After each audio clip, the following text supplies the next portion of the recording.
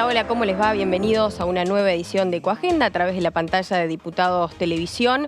Vamos a abordar, como siempre, la agenda ecológica, medioambiental, la agenda verde del Congreso de la Nación, con diferentes temas, con invitados, con expertos, por supuesto, con informes para llevarles todo el conocimiento y para que podamos seguir aprendiendo de esa manera, todos juntos y todas juntas en materia medioambiental y, por supuesto, pensando también en la sustentabilidad. Hoy vamos a abordar diversos temas, porque sabemos que la agenda ecológica implica no solamente conocer, sino también ocuparse de entender muchas problemáticas al respecto, lo que está pasando con el cambio climático, lo que está pasando con los incendios, con el trabajo que se está haciendo en nuestro país también por parte del Ministerio de Ambiente de la Nación y en el caso del Congreso a través de la Comisión de Recursos Naturales y Conservación del Ambiente Humano. Pero nos vamos a desarrollar cuáles van a ser los temas que tenemos en este programa tan especial. Y también tenemos invitados como lo es en este caso el director nacional del Servicio de Manejo del Fuego del Ministerio de Ambiente. Estamos hablando de Jorge Heider, que nos va a estar visitando para hablar sobre la Ley de Manejo del Fuego, sobre la Ley 26.815, además los niveles de actuación en el marco de dicha ley y la labor del Ministerio sobre este tema. También vamos a estar con la diputada Dolores Martínez, miembro de la Comisión de Recursos Naturales y Conservación del Ambiente Humano, para hablar sobre los proyectos en los que se ha ido involucrando como gestión de los envases vacíos de fitosanitarios, la famosa ley de envases, que también la tuvimos en una edición de Ecoagenda, en una columna de Ecoagenda hace ya algún tiempo, evaluación ambiental, humedales, entre otros los temas. Y por último, vamos a estar hablando con Diego Colombo, un ambientalista que viene trabajando ya hace mucho tiempo arriba de su bicicleta recorriendo Argentina, desde Buenos Aires hasta el extremo sur de nuestra Patagonia, para generar conciencia sobre el cuidado del suelo y de nuestra tierra, ¿no? Con toda esta travesía que les venimos comentando. Pero bueno, mucho más, como siempre, a través de la pantalla de Diputados Televisión y a través de Ecoagenda, este programa medioambiental que intentamos compartir con todos y con todas.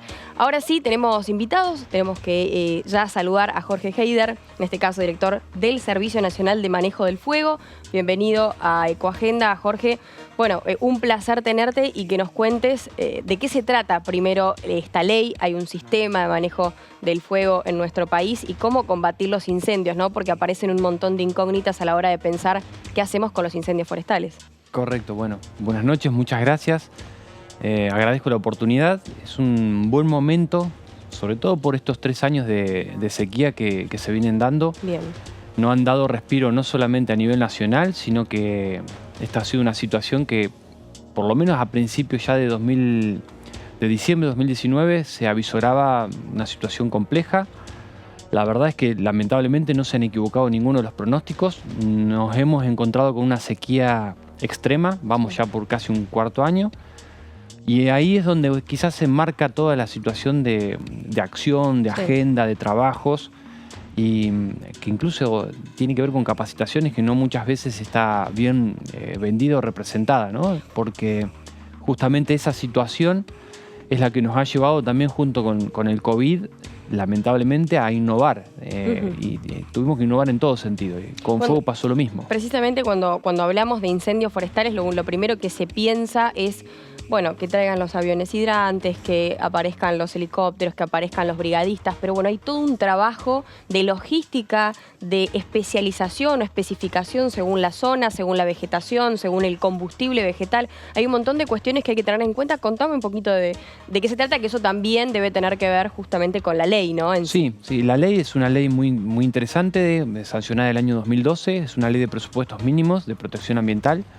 La ley estipula también una serie de regiones que se denominan regionales. Bien. Son 6 para Argentina, son conjuntos de provincias. Ese conjunto de provincias tiene una asociación con la temporada de incendios. En Argentina tenemos incendios todo el año, lamentablemente, pero es una situación también que está acompañada por una cuestión de la naturaleza, tanto por el clima como por la vegetación. Claro, pero puede ser voluntaria o por el clima, Sí, ¿no? exactamente. Bien. Puede estar asociada a cuestiones naturales, pero también a la mano del hombre, que son los famosos incendios que están asociados a la mano, ¿no?, del hombre, a los incendios antrópicos, que pueden ser intencionales o no, pero que en definitiva el hombre, para nosotros más de un 95%, lamentablemente, están asociados justamente al inicio por mano del hombre. Esas regionales tienen incendios, se van turnando a lo largo del año y tenemos, en definitiva, incendios todo el año. Quizás lo más tranquilo suele darse entre abril y mayo, y la articulación en cada una de esas regionales se da a través de coordinadores regionales. Tenemos coordinadoras y coordinadores que articulan con cada una de esas provincias y están de forma continua, antes incluso, y está muy bueno lo que recalcaste, Minera, sí, antes de que aparezca un incendio, el Servicio Nacional, el Ministerio de Ambiente, está presente.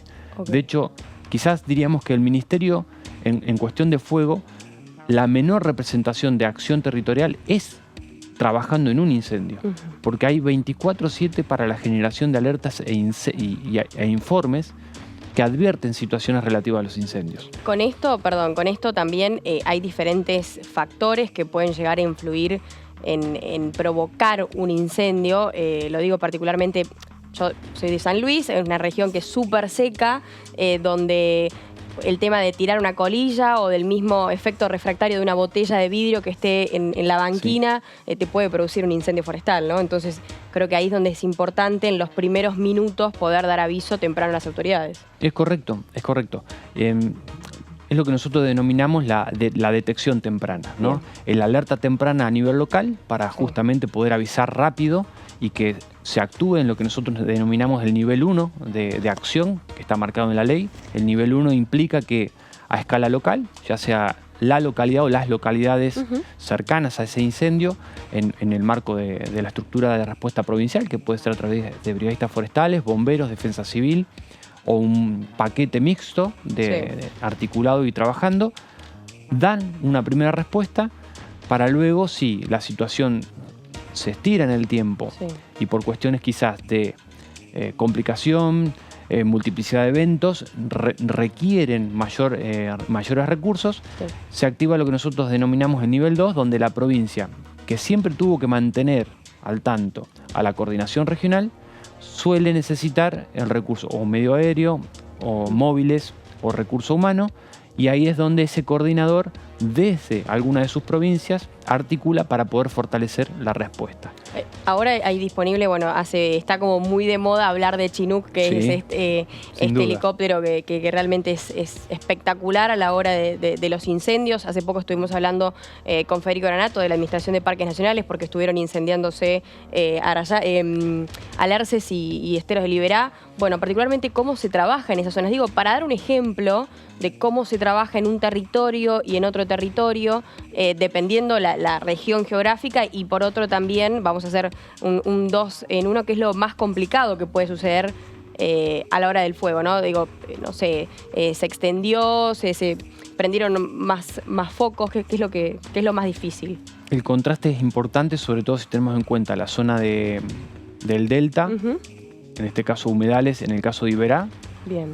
Y también si pensamos en lo que es la zona cordillerana o precordillerana de nuestra Patagonia. Bien. Obviamente no solamente cambia la forma de trabajar de los brigadistas, de las brigadistas, los medios aéreos, la secuencia, como denominamos nosotros, de las herramientas y la forma de trabajar de forma directa o indirecta en un incendio, pero también a la hora de planificar la estrategia de trabajo, porque en principio la intensidad de los incendios de una y otra región son totalmente distintas. Bien. Ambas son desgastantes para el equipo terrestre, para todo el equipo humano. ¿Se va rotando esto? Sí, no queda otra. Lamentablemente la situación de los últimos 3-4 años lo que ha llevado es que el nivel de rotación de la gente haya sido muy importante y la estadía en terreno de esos brigadistas sea mucho más alta. De hecho, las convocatorias que estamos haciendo nosotros hoy no duran menos de 15 días. No queda otra. ¿Por qué? Porque la situación de trabajo con una rotación muy alta de gente en el corto plazo obliga a estar continuamente conociéndote en terreno, bajando información para la toma de decisiones, y la seguridad es lo que puede llegar a comprometerse. Entonces, los equipos de trabajo, por un periodo más largo de tiempo, aportan seguridad, certeza, precisión a la hora de tomar decisiones en terreno, y eso hace que el recurso humano, los móviles, los medios aéreos sean mucho más efectivos. Y sobre todo porque hay que articular muchísimo, porque quien es dueño de ese incendio siempre es la provincia o el Parque Nacional. ¿Por qué? Porque la Constitución marca que las provincias son las responsables de hacer el uso sustentable y el cuidado de los recursos. Entonces nosotros vamos en apoyo. Lo que sí hay que recalcar también es que, sobre todo en el último año, año y medio, hay un trabajo que se nota mucho más articulado entre todos los organismos, las instituciones. Hay un uso mucho más efectivo también del recurso humano, del medio aéreo, a pesar de que hemos tenido que ver y acordar formas de trabajo para poder brindar soluciones. Perdón, a veces tenés 2 incendios o más al mismo tiempo. Digo, hoy, en un punto o hace algún tiempo teníamos alerces con Esteros de Liberá, también tenían en el norte, en Salta, digo, empiezan a activarse diferentes focos y en ese momento hay que preparar. ¿Cuántas cuadrillas o equipos hay de brigadistas hoy por región? Importantísimo porque nunca había pasado. Bien. Se triplicó la cantidad de brigadas nacionales que hay en Argentina. Otrora nos hemos mantenido con una de las brigadas que es para nosotros un hito de la conformación del Servicio Nacional de Manejo del Fuego, cuando era el denominado Plan Nacional de Manejo del Fuego, que es la brigada que está en Golondrinas, en Chubut, que es la Brigada Nacional Sur, a la cual hemos sumado la Centro, que está en el aeropuerto de Valle del Conal en San Luis, justamente, y la otra que está en la regional NEA, en Apóstoles, en la localidad de Apóstoles, en Misiones. Hemos triplicado la cantidad de brigadas nacionales que están para apoyar a las distintas provincias, pero hemos duplicado también, a su vez, la cantidad de personal que puede brindar apoyo. Y a su vez, en los últimos 2 años, pasamos los 4.000 agentes capacitados en el Sistema Federal de Manejo del Fuego para también fortalecer a nivel territorial y que ese recurso esté presente antes de que nosotros acudamos a brindar ese apoyo. Como de manera preventiva, digamos. Exactamente, porque aparte las brigadas no solamente están preparadas para salir a trabajar en terreno de un incendio, sino que hay equipos técnicos que prevén situaciones. Hay capacitaciones específicas que da el Servicio Nacional de Manejo del Fuego para anticipar situaciones, como son el cálculo del FWI, que es un índice meteorológico de peligro, que anticipa justamente este tipo de situaciones. Bien. Y básicamente desde ambiente... FWI, vamos a entender el factor. Viene del inglés, Fire Wear Index. Es la peligrosidad de fuego que puede tener cada lugar.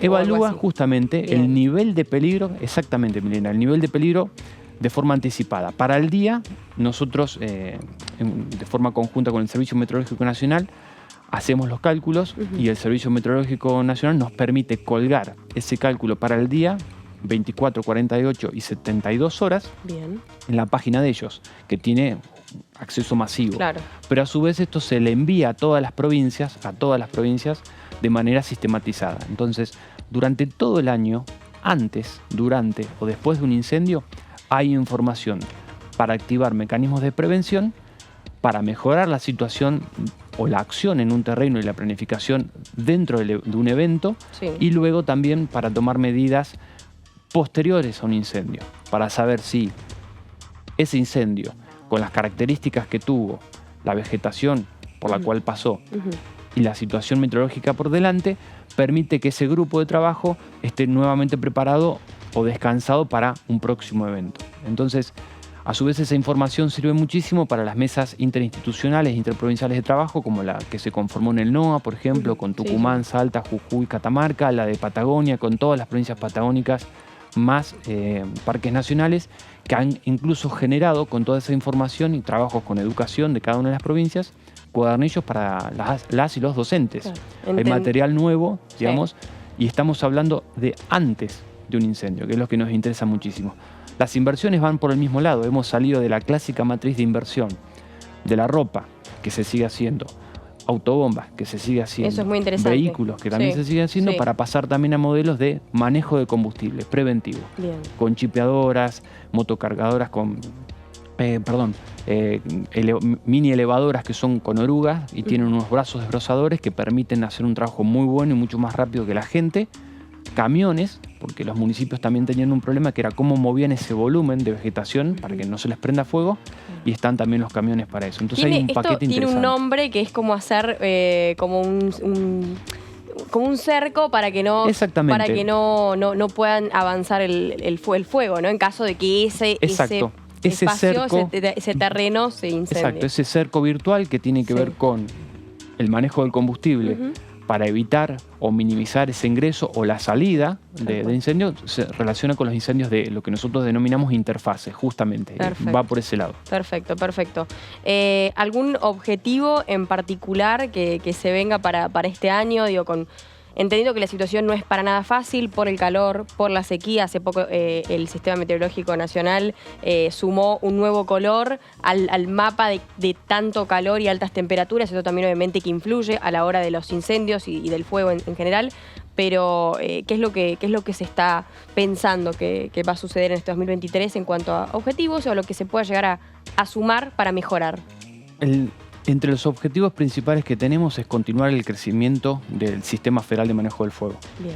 No hay ninguna duda que entendemos que el Sistema Federal, que abarca a todas las provincias y nos incluye como Servicio Nacional, es una de las prioridades y sobre lo cual se va a seguir trabajando. No solamente con afianzar las estrategias preventivas y que actúan también sobre las acciones en uno o varios eventos, sino que tiene que ver también con el fortalecimiento de las capacidades.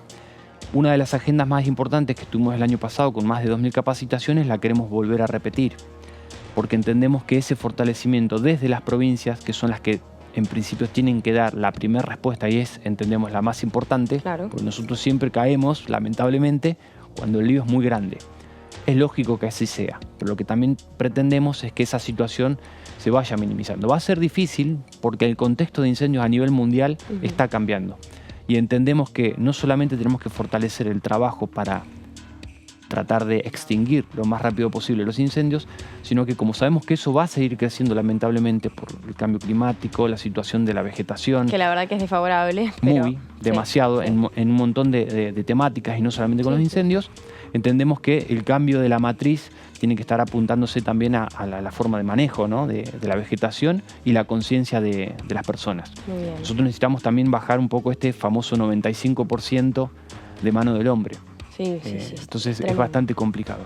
Así que va por ese lado. Seguramente te vamos a invitar nuevamente para que nos hables también un poco de lo que tiene que ver con la deforestación, por ahí que puede llegar a influir de alguna particularidad de la ley también a partir del tiempo que tiene que tener de restauración, preservación y en algún momento los proyectos inmobiliarios, viste que se habla sobre la intencionalidad del hombre a la hora de prender el fuego y demás, ¿no? Pero es un tema que vamos a estar abordando en otra ocasión seguramente. Así que gracias, Jorge, por venir. Por favor, a ustedes. Un placer. Muy bien, ahí pasaba Jorge Heider, en este caso, quien es director del Servicio Nacional de Manejo del Fuego. Tenemos que hacer una pausa. La primera de esta edición de Ecoagenda, a la vuelta, mucho más.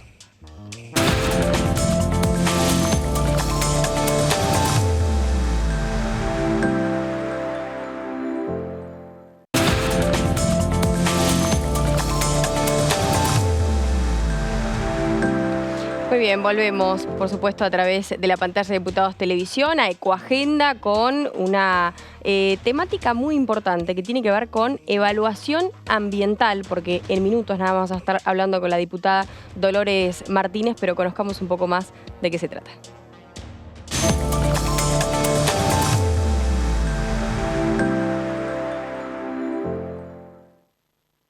¿Qué es la evaluación de impacto ambiental? Toda actividad humana tiene efectos sobre el ambiente, desde la construcción de una escuela hasta las grandes obras de infraestructura. Esos efectos se consideran impactos cuando modifican el ambiente o la calidad de vida de la población en forma significativa. Un proyecto puede tener impactos positivos, como la generación de empleo, la disponibilidad de nuevos bienes y servicios, ya sea conectando zonas que antes estaban aisladas o generando energía o acceso al agua potable. Pero también pueden tener impactos negativos, como la generación de ruido, la alteración del tránsito, la remoción de vegetación nativa o la modificación del caudal de agua de los ríos. En nuestro país, todo proyecto de obra o actividad que pueda generar impactos significativos tiene que pasar por un procedimiento de evaluación de impacto ambiental en forma previa a su ejecución. El procedimiento de evaluación de impacto ambiental es una herramienta de gestión con la que cuenta el Estado, a través de su autoridad ambiental, para determinar si un proyecto es ambientalmente viable o no. Para cumplir con el procedimiento, el responsable o proponente del proyecto, sea público o privado, debe presentar a la autoridad ambiental un estudio de impacto ambiental, que es el documento técnico central del procedimiento. En el proceso de evaluación, es fundamental que las comunidades sean consultadas, contribuyan con sus saberes locales sobre el territorio y participen activamente en las instancias de consulta o audiencia que se realicen en el marco del procedimiento para evitar impactos negativos y potenciar impactos positivos del proyecto. La autoridad ambiental, a través de equipos técnicos, evalúa la calidad y suficiencia de la información presentada en el estudio de impacto, teniendo en cuenta las opiniones de las consultas públicas para decidir si el proyecto es ambientalmente viable o no, si hay que modificar su diseño, incorporar otras alternativas que no hayan sido consideradas o completar el estudio de impacto en caso de ser necesario.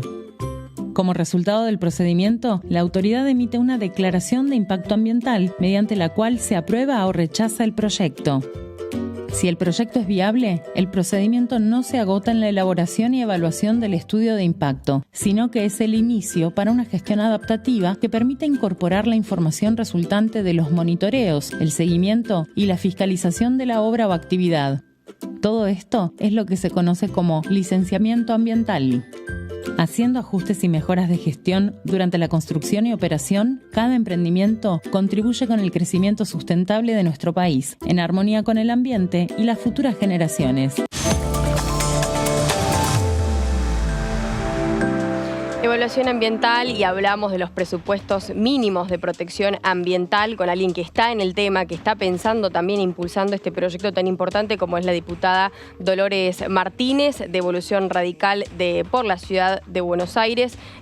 Lourdes López le habla. ¿Cómo le va, diputada? Bienvenida a Ecoagenda, miembro también, en este caso, de la Comisión de Recursos Naturales y Conservación del Ambiente Humano. Bueno, precisamente, ¿de qué se trata estos presupuestos mínimos para la evaluación ambiental? Hola, Lourdes, ¿cómo estás? Mucho gusto. Muy bien. Y gracias por la invitación para poder conversar sobre estos temas que, están hace bastante tiempo en agenda en la Cámara de Diputados, en el Congreso, y bueno, son temas que justamente en primer lugar, un poco tiene que ver con la armonización de leyes. Nosotros tenemos una Ley General del Ambiente en la Argentina. En realidad, en Argentina tenemos una estructura jurídica bastante interesante en materia ambiental, y lo que nos queda por delante es la adecuación de algunas normas. Esta es una de esas normas que tenga un rango de ley, que tenga un estándar mínimo a nivel nacional, que pueda armonizar con las distintas jurisdicciones. Y efectivamente, como bien se explicaba recién en el video que mostraron, que la verdad es muy didáctico, lo que trata de hacer esta ley justamente es intentar llegar antes, ¿no? Intentar prevenir, intentar planificar, evaluar ambientalmente a cualquier tipo de proyecto. Tiene que ver principalmente con ese espíritu. Si nosotros desde el Estado Nacional, junto a las distintas jurisdicciones provinciales, podemos hacer un trabajo eficiente y coordinado desde el Estado para poder anticiparnos y tener en cuenta qué impactos tienen los distintos proyectos que se llevan adelante en la Argentina, en nuestro país. Creo que eso simplemente hace al desarrollo sostenible, ¿no? Al desarrollo equilibrado que merecen los países, las economías y las sociedades. Tiene las cuestiones técnicas del proyecto, tal cual como se explicó recién en el video. Sí. Es básicamente una cuestión técnica, es decir, es un análisis de cuestiones muy específicas que tienen los proyectos para poder evaluar su impacto. Se pretende que esté en manos de un cuerpo también de funcionarios técnicos, donde efectivamente no se involucren tanto. Perdón, diputada, ¿es una labor que tienen que hacer, por ejemplo, los ingenieros ambientales en entender bien de qué manera puede impactar, como hablamos en esta licenciación, creo que es ambiental, a la hora de hacer un proyecto que tenga que ver con inmobiliario, un proyecto inmobiliario particularmente? Claro, pueden ser proyectos de inmobiliario, pueden ser proyectos energéticos, pueden ser proyectos de infraestructura vial, pueden ser diversos proyectos que lo que se necesita es una evaluación, sí, por supuesto, de ingenieros ambientales específicamente, cuanto más especificidad en el tema, mejor, pero no necesariamente creo que está, digamos, delimitado por determinados profesionales. Puede haber especialistas en derecho ambiental o especialistas en derecho. Por eso necesitamos cuerpos de funcionarios profesionales interdisciplinarios en estos ámbitos. Lo importante de la ley es que viene a establecer presupuestos mínimos. No es algo que no se esté haciendo en nuestro país, no es algo que algunas provincias no estén avanzando, sino lo que se pide con esta norma es que establezca justamente lo que muchas otras normas en materia ambiental también están pidiendo, que es que se produzcan estándares mínimos al momento de esa evaluación. Muy bien. Después trae algunos inconvenientes, ¿sí? Porque en temas de leyes ambientales siempre tenemos algunos inconvenientes y tensiones, sobre todo con las jurisdicciones provinciales. Ahí es donde empiezan las tensiones. Si no son las jurisdicciones provinciales las autoridades competentes para poder llevar adelante simplemente estas evaluaciones ambientales, y tiene que ser sí o sí la nación.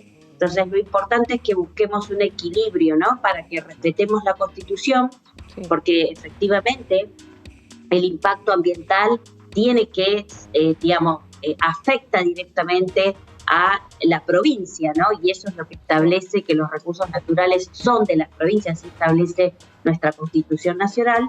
Pero lo interesante de debatir estos temas, que ojalá lo podamos hacer este año, porque no lo hemos podido hacer en este último tiempo, es que efectivamente nosotros le dotemos al Estado Nacional de una herramienta que le permita prevenir, planificar y efectivamente evaluar de manera eficiente.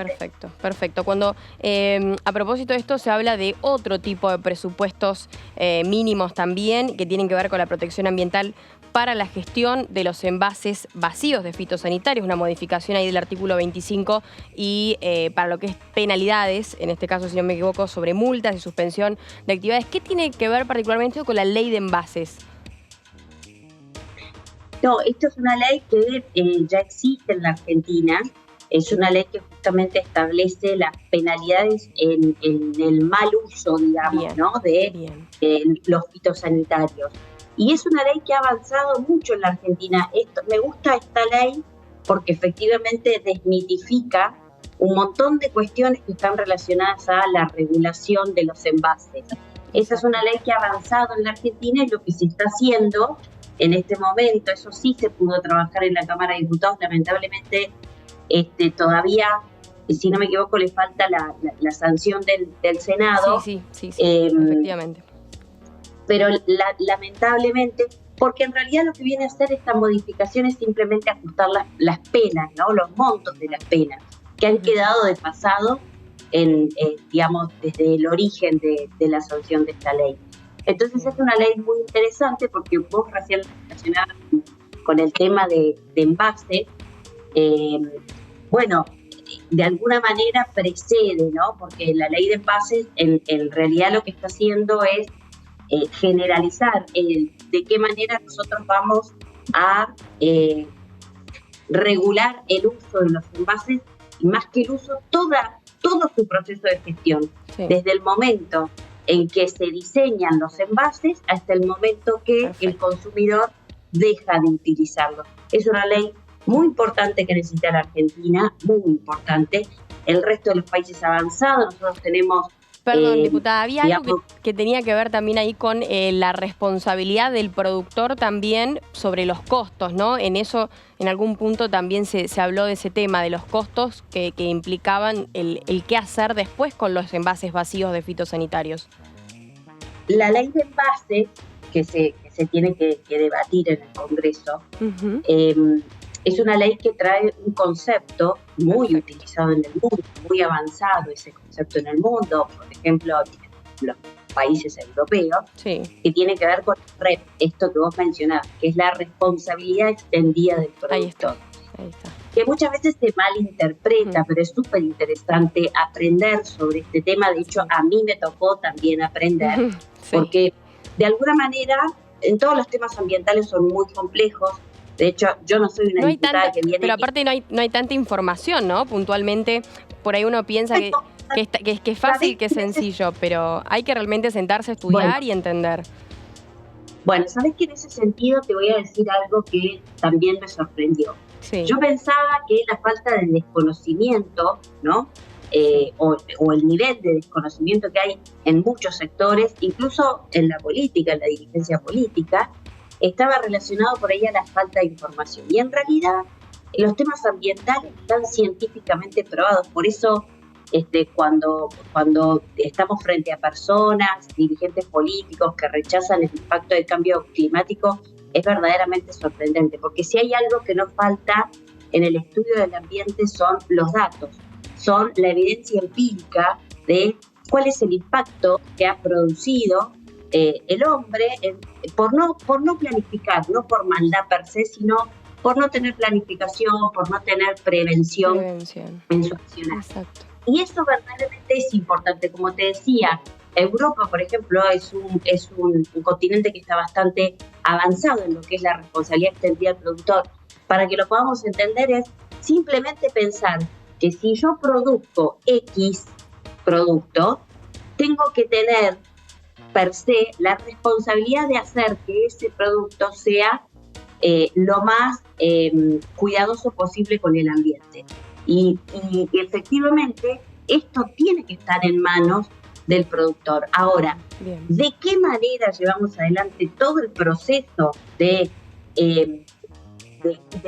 reciclaje, ¿no? De ese envase donde es muy importante el consumidor y por eso es muy importante la educación ambiental, porque muchas veces nosotros no sabemos la cantidad de envases que utilizamos que podríamos perfectamente no utilizar. Está pensado para empezar a cambiar un poquito la lógica, empezar a cambiar, la verdad que no, porque uno la verdad que se sienta con los sectores industriales y la verdad que se sorprende de lo avanzado que están en tanto en el diseño como en cómo piensan los productos a la hora de planificar sus negocios. El año pasado a mí me tocó, por ejemplo, conversar con la empresa Mastelone, que es una empresa muy conocida por todos, que produce leche, yogures, quesos, etcétera. Y verdaderamente, cuando uno se encuentra con la planificación de sus negocios, se encuentra que efectivamente ellos ya están avanzando. No están necesitando que nosotros, desde la política, lleguemos tarde con una ley de envase. Es decir, el mundo va hacia allá, el mundo va hacia el cuidado del ambiente. Lo que nosotros necesitamos es darle confianza a ese mundo, desde el rol del Estado, sobre todo en nuestro país, en la Argentina, que tiene serias situaciones de inestabilidad, ¿no? De inestabilidad, las crisis económicas. Entonces, este tipo de normas que a veces recaen efectivamente en los productores o recaen en más gasto para los estados, muchas veces son resistidas justamente en contextos como el de la Argentina, donde es tan crítica la economía, ¿no? Cuando uno pone sobre la mesa qué cosas más importan, si la inflación y el desempleo, seguramente esa es la agenda mucho más urgente. Pero estas son políticas que hay que tratarlas porque son políticas de largo plazo. Y en definitiva también van a ser a la sostenibilidad de la economía. Tal cual. Bueno, cuando hablamos puntualmente de boleto verde y para esta compensación de la huella de carbono, que hubo muchos números sobre las emisiones de carbono durante la pandemia, después, hace poco también salió un informe muy importante sobre las emisiones de carbono de nuestro país y de la industria ganadera, por ejemplo. Bueno, diferentes datos, ¿no? Pero para entender un poco más qué tiene que ver con esto del carbono, de la huella de carbono y del boleto verde para los pasajeros de media y larga distancia. Bueno, efectivamente ese es otro de los temas. La verdad que estamos tocando temas que son enormes, ¿no? Muy gruesos, muy complejos. Los estamos tratando de hacer rápido, pero después en algún momento la vamos a invitar al piso nuevamente para que nos cuente. Sí, claro. Como te digo, también es otra de las cuestiones, porque justamente si nosotros vamos y pudiésemos ir hacia un sistema de transporte también sustentable, estaríamos generando menor impacto en el ambiente, dejando menos, ¿no?, huella de carbono, como bien lo mencionaba.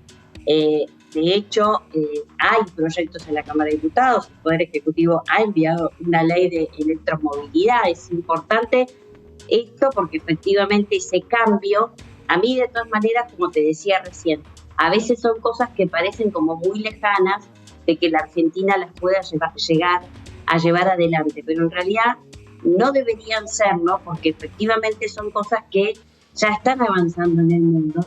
Claro. Tenemos que hacerlo. Nosotros podemos cambiar y llevar adelante una transición energética, y esa transición energética efectivamente además nos puede ayudar a mejorar, por ejemplo, los nuevos sistemas de transporte transporte público sobre todo. Y que se use más bici y que se use más un monopatín eléctrico, digo, ahora con esto de litio y todo este trabajo que se está haciendo, es importante que se opte por otro tipo de transporte. El tiempo apremia, diputada, así que le voy a hacer la última pregunta breve. Está la ley de humedales muy ahí latente, más este año, después de lo que sucedió el año pasado, que finalmente no pudo tener el avance que debía tener en diputados. ¿Qué es lo que se espera o qué es desde su sector político, desde su espacio político con respecto a la ley de humedales, con dos puntos de vista distintos, desde el lado extractivista o desde el lado más de la preservación, ¿no? Sí, mira, en líneas generales yo creo que el trabajo que se ha llevado en la Cámara de Diputados el año pasado con la ley de humedales, que además es un trabajo que en realidad lo que hace es recabar o tener en cuenta los antecedentes que se vienen dando en la Cámara de Diputados y la Cámara de Senadores desde hace más de 10 años, nos permiten a nosotros ahora estar en una situación donde yo lo que creo es que podemos tener un estatus un poquito con un estatus mayor, ¿no? Estamos en una situación donde hemos podido, si bien hay dos dictámenes en la Cámara de Diputados, cuando uno se pone a leer estos dos dictámenes no son tan difíciles. Yo creo que hay un paso importante ahí, que es que las dos fuerzas políticas más importantes que tiene el Congreso han logrado ponerse de acuerdo en estos estándares mínimos. Todavía hay mucho para trabajar, hay mucha resistencia de algunas provincias, ¿sí? Sobre todo porque la ley de humedales tiene una connotación todavía muy negativa y en eso tenemos que trabajar mucho.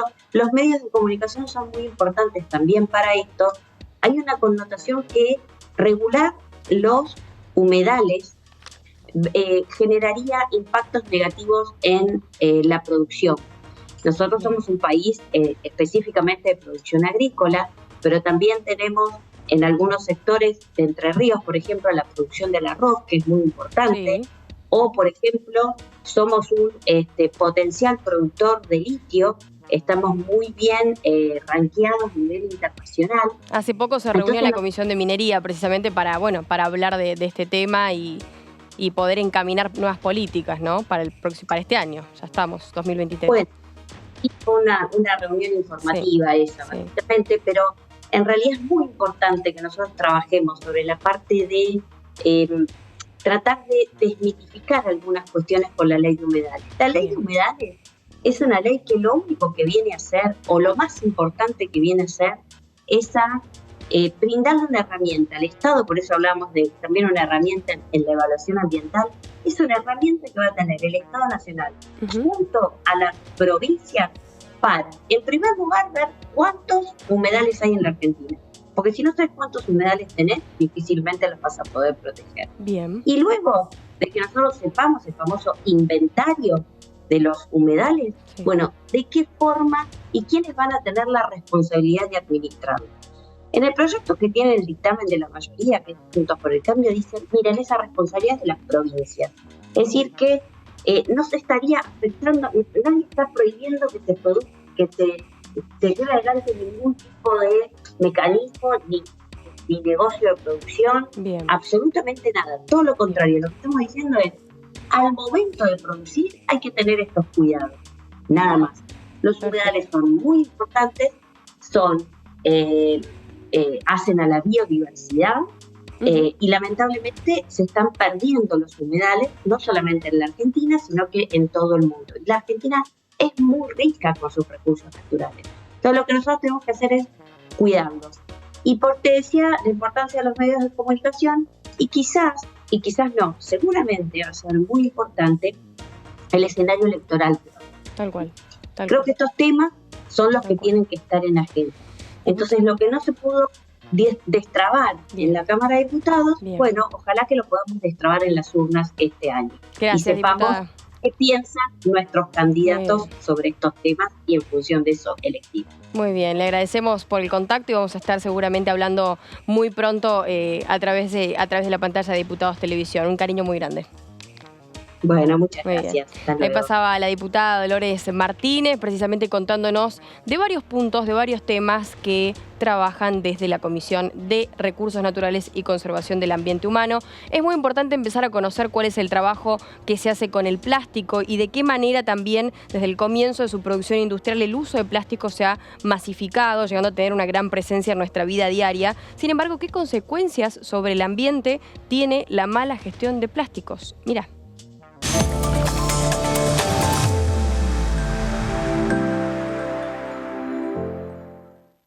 Plásticos, microplásticos, nanoplásticos. Ya sabemos qué son los plásticos, pero ¿sabemos de dónde vienen y a dónde van? Los plásticos son cadenas de moléculas artificiales que se repiten y que derivan del petróleo. Con él se fabrica una resina que puede ser moldeada en la forma del producto que queramos. En nuestras casas todos los días utilizamos y consumimos plástico. Por ejemplo, botellas, envases, sorbetes, juguetes, caños de PVC, bolsas, hasta incluso la ropa que usamos. Muchos plásticos pueden ser reutilizados o reinsertados en la industria para generar nuevos productos. Para eso tienen que separarse correctamente. Esos residuos mal gestionados generan impactos negativos en el ambiente. En la naturaleza, los animales pueden consumir accidentalmente plásticos que pueden ocasionar graves consecuencias en su salud. Como el típico caso de la tortuga que se come una bolsa de supermercado. Se encontraron partículas de plástico en animales como mariscos y otras especies acuáticas, inclusive en humanos. Los residuos plásticos, en contacto con el agua, el aire y los microorganismos, se fragmentan en pequeñas partículas que pueden transportar y liberar sustancias contaminantes. No todos los plásticos son reciclables, por eso es importante reducir su consumo y separarlos correctamente. Gran parte de los residuos plásticos se pueden utilizar para generar nuevos productos. De esta forma, se consumen menos bienes naturales y se minimiza la cantidad de plásticos presentes en la naturaleza.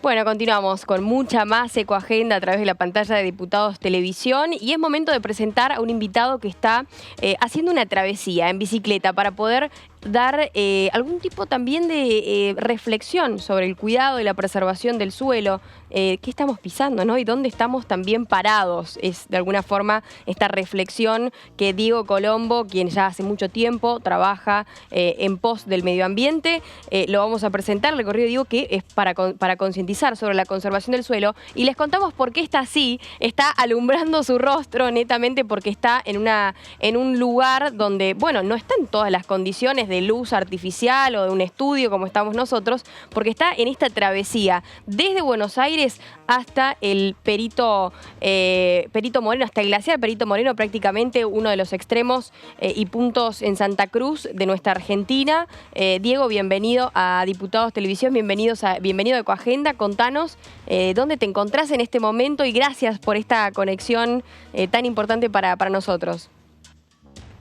Bueno, no, gracias a ustedes. Ahora estoy en Médanos, en las termas de Médanos, un camping de acá dentro de las termas. Bien, ¿en qué provincia específicamente?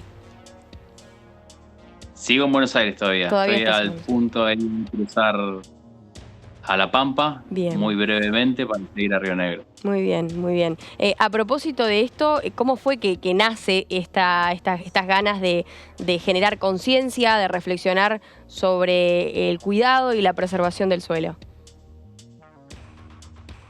Bueno, es un deseo que tengo hace mucho tiempo, la posibilidad de realizar alguna acción específica con respecto al cuidado del ambiente en términos generales. Y la propuesta o iniciativa de lo que es Salvemos el Suelo, que es una iniciativa que nace en la India mediante un yogi que se llama Sadhguru, bueno, encuadra con mi pensamiento.